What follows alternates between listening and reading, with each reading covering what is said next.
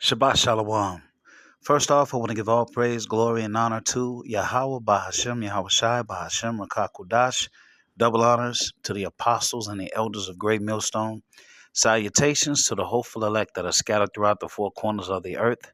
And to all my brothers out here preaching this truth to you, I say Shalom.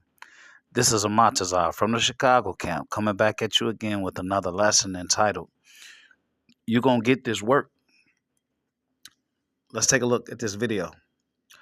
Uh, some Chicagoan, okay? It says six-figure dealer, all right? Now, this is the brother uh, Ariala. I think he posted this up, all right? So when I saw that, I was out there in that snow, okay? We was out there. We had a blizzard here in Chicago, over 12 inches of snow, okay? And we still went out. So this particular guy, six-figure dealer, he saw the brothers out and listen to what he says. And that's what inspired me to do this video, this lesson. Israelites don't give a dang about no snow in Chicago. You're going to get this work in Chicago. Glory, this is glorious, man. The honor to that work in your house by Chicago, son. How the fucking world is falling apart. You fucking stupid ass niggas living your fucking simple ass lives. You gonna live that simple life until you fucking die. This is the honorable work of Yahweh Shema Shah, man. Creator of life itself. Let them talk shit all they want. Oh, yeah. This is Ezekiel 33 and 30. Also now, son of man, the children of thy people are still talking against thee by the walls. Right, so yeah, niggas, they talking to niggas. Ah, yes. All right, that was beautiful. Okay, that was beautiful. The snowflakes falling on my brothers. And you had the elder brother, Arala. Love that brother. He was out there preaching. All right. And that kind of inspired me to do this lesson. Okay. Salakia. Going in and out the lessons. Oh, come on. It's all right.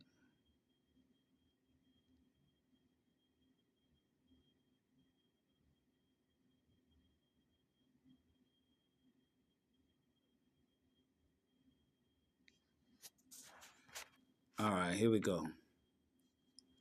All right, so here in the thumbnail, right, you can see a picture of a lot of us, okay?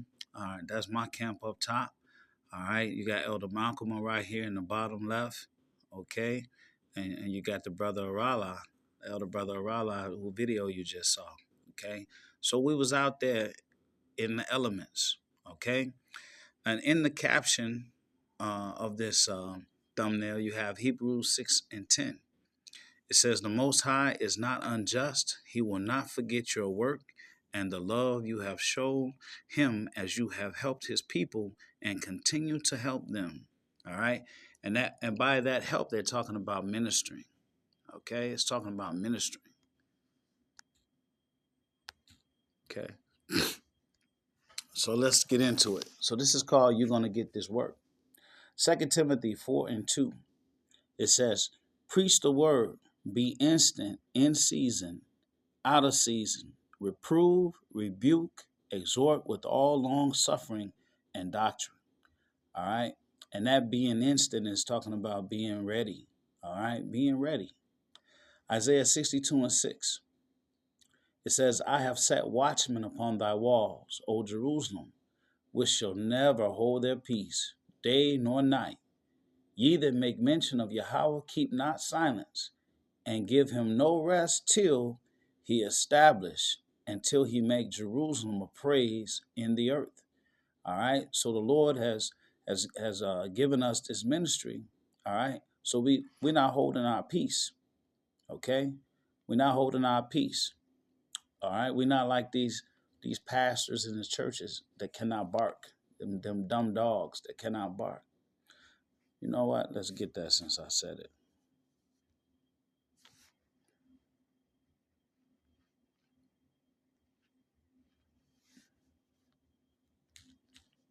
Because they ain't teaching nothing.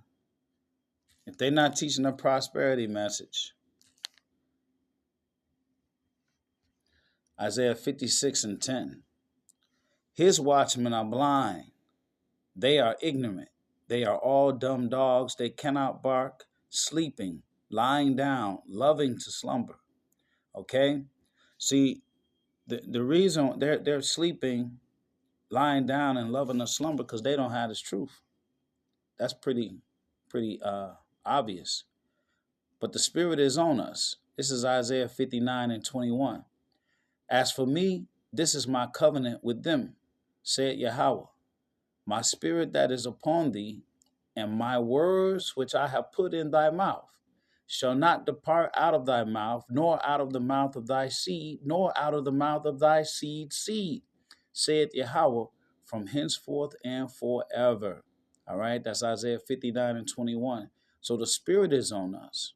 Okay, that the Spirit is on us. That's what allows us to climb up out of our beds and get in our cars and drive 2 hours through the snow, fighting that traffic, all right, to get out there in the street and be snowed on, to preach this truth. This is 2nd Esdras 2:1. Thus said Yahweh, I brought this people out of bondage, and I gave them my commandments by men servants, the prophets, whom they would not hear, but despised my counsels. Now, you had the guy who made the video at the beginning of the video. Hey, he recognized, he said, hey, it don't matter. He said the Israelites don't give a damn about no snow in Chicago, because he said, you're going to get this work. All right. So regardless, we're going to be out there, okay, until the Lord say not. All right. And the men servants, it says, I gave them my commandment by men servants, the prophets, whom they would not hear, but despised my counsels. So even though he observed it, you know what I'm saying? Even though he observed it, hey, you know, he just gave credit where credit was due. He said, look, they're out there, you know, but is he hearing? Is he hearkening? Is he repenting? A lot of us see us out there, okay?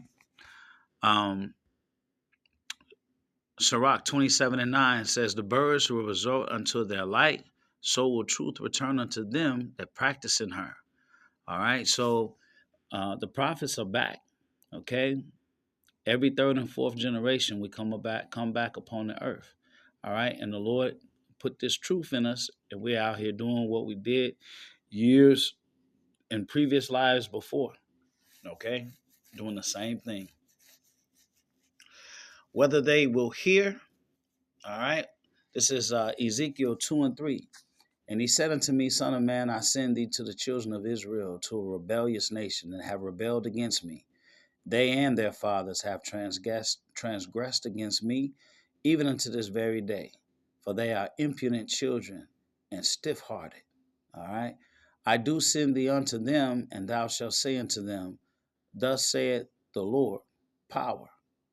It says, and they, whether they will hear or whether they will forbear, for they are a rebellious house, yet shall know that there have been a prophet among them.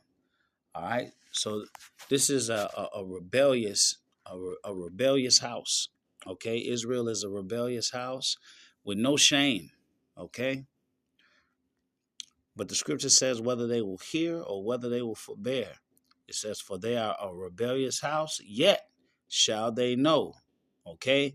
Yet shall know that there have been a prophet among them. All right. So when all hell break loose, they're going to remember us out there in the streets. Hebrews 6:10, this was in the caption. For the Most High is not unrighteous to forget your work and labor of love, which ye have showed towards his name. Okay? That ye have ministered to the saints and do minister. Okay? You are Israelites. You blacks, Hispanics, Native Americans, West Indians, and Haitians, you guys are Israelites. Okay? You are the saints. All right? And whether you realize it or not, the work that we're doing, we're ministering unto you.